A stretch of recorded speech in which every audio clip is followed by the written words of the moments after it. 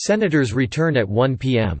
Thursday for a second day of questions to House managers and President Donald Trump's legal team in his impeachment trial as attempts by Democrats to rally votes for new witnesses appear to have stalled.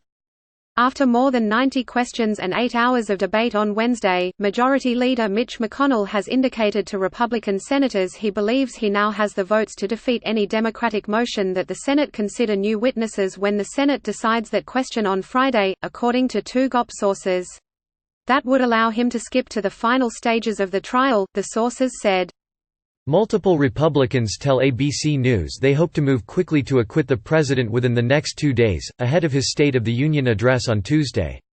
ABC News' Trish Turner caught up with McConnell as he arrived at the Capitol Thursday morning.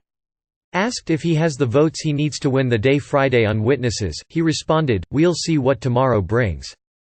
Then, when asked if he felt confident about the vote, he turned his head and with a sly grin and said, "I always do." In the late hours of debate on Wednesday, Trump's defense team offered two new controversial defenses. In one, even if Trump intentionally withheld military aid from Ukraine in exchange for an investigation into Joe Biden, White House lawyers argued, those actions are not grounds for impeachment. Mere information is not something that would violate the campaign finance laws, it's not campaign interference for credible information about wrongdoing to be brought to light, if it's credible information. White House Deputy Counsel Patrick Philbin argued Wednesday night. After the close of Wednesday's session, Democrats forcefully rejected the idea that requesting foreign assistance is ever appropriate and legal. I think the most important thing was that the White House Deputy Counsel said that it's okay to take dirt on your opponent from a foreign government as long as it's credible. And you know what, that's not true. That's actually against the law. Michigan Senator Debbie Stabenow told reporters. The argument from the White House counsel reinforces a controversial statement President Trump himself made in a June interview with ABC News. "It's not an interference, they have information, I think I'd take it," Trump told ABC News chief anchor George Stephanopoulos. "If I thought there was something wrong, I'd go maybe to the FBI, if I thought there was something wrong." The response prompted a reaction from the Federal Election Commission at the time. It is illegal for any person to solicit, accept, or receive anything of value from a foreign national in connection with a U.S. election, FEC Chair Ellen Weintraub said in a statement. This is not a novel concept.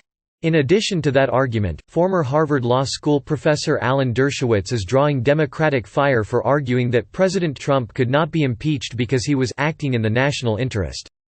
"Every public official that I know believes that his election is of the public interest," he said. If a president does something which he believes will help him get elected in the public interest, that cannot be the kind of quid pro quo that results in impeachment, Dershowitz maintained. Democrats voiced alarm about that expansive interpretation of executive power. Ahead of the return to senators' questions Thursday, House impeachment manager Jason Crow called Dershowitz's argument astounding.